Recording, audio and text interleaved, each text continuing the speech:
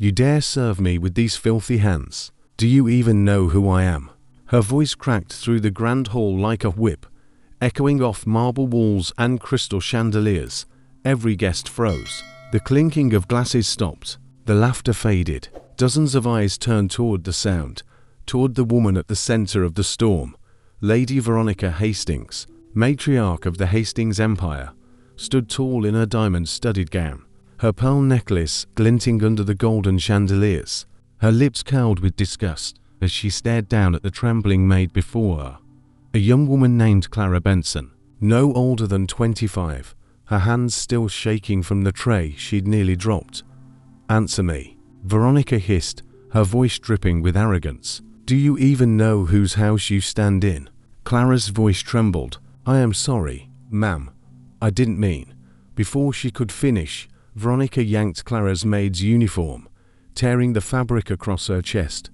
Gasps filled the room. Champagne glasses trembled in the guests' hands. The string quartet fell silent mid-note. Clara froze, her eyes wide, clutching the torn cloth against her body. Her cheeks burned red with humiliation. The hall that once shimmered with elegance now glowed with cruelty.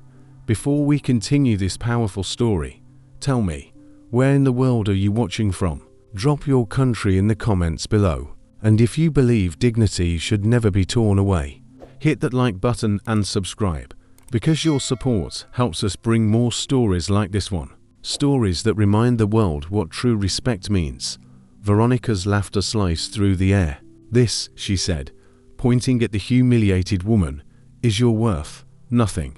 A nobody serving in my house." The crowd began to whisper, some with discomfort, others with silent approval. The rich loved their entertainment, even when it came from someone else's pain. Clara's trembling hands clutched the torn fabric tighter, her eyes glistening with tears. She could feel every stare, every whisper, every cruel smirk. Her voice came out small, broken. "Please, I didn't mean to spill the wine."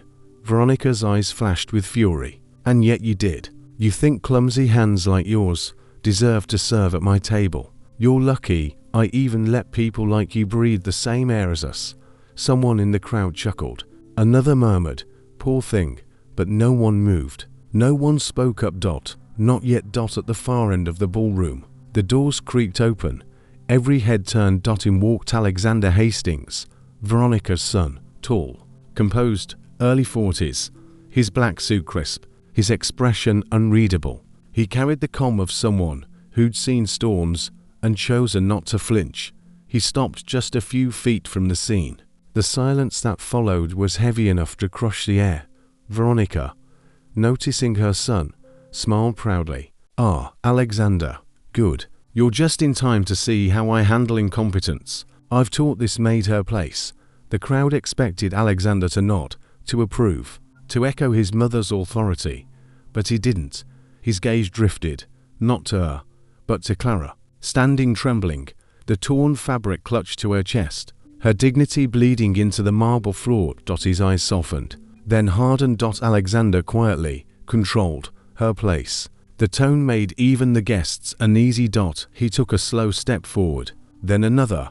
"You just tore the uniform," he said quietly, "of the woman who keeps this house running more than anyone else." Veronica scoffed. "Oh, please, don't be dramatic, Alexander. She's a servant. They exist to serve. She should be grateful I didn't fire her on the spot." The whispers returned, louder this time. Some guests exchanged awkward glances. Others muttered under their breath. Alexander's jaw tightened, his eyes fixed on his mother.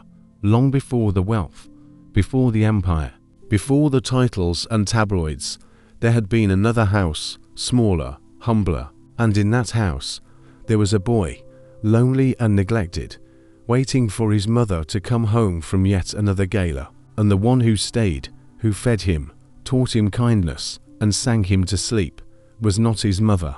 It was Clara's own mother, Maria Benson, the maid who had once raised Alexander as her own. He had never forgotten. Back to prison. Alexander looked at Clara, seeing the ghost of the woman who once protected him. He turned to his mother. "You talk about class, about worth. But tell me, mother, what's a woman's worth if all she knows is cruelty?"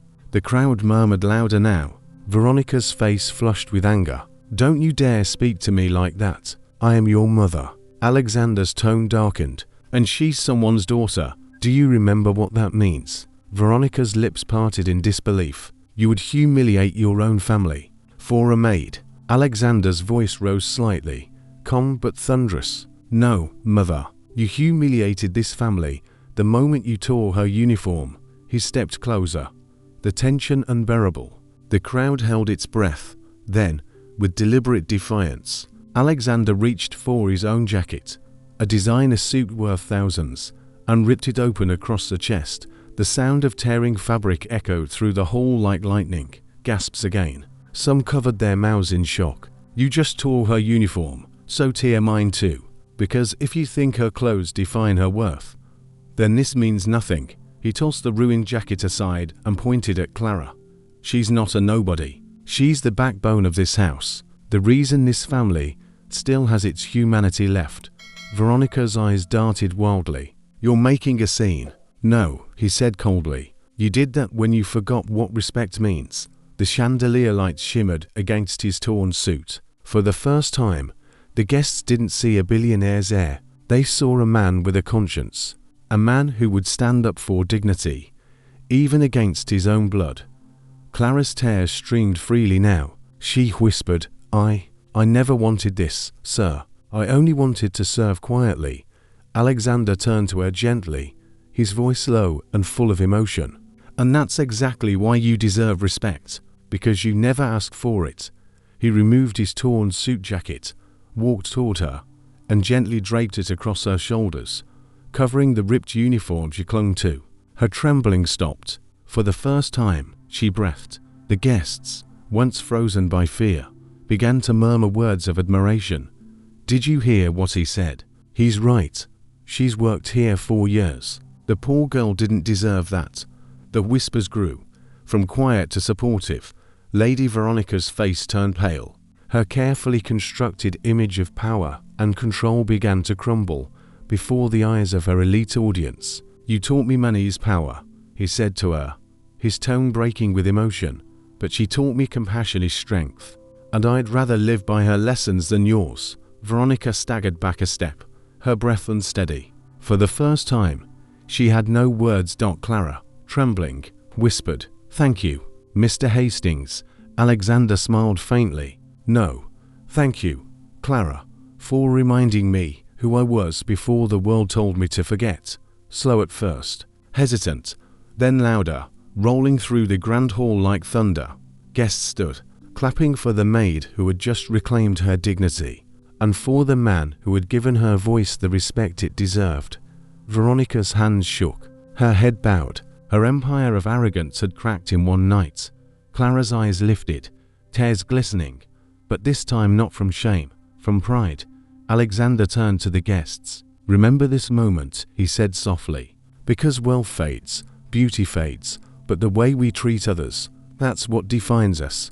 If this story touched your heart, don't just scroll away. Click that like button. It tells the world that kindness still matters. Subscribe to Jamal Tales for more powerful, emotional stories that remind us of who we are meant to be.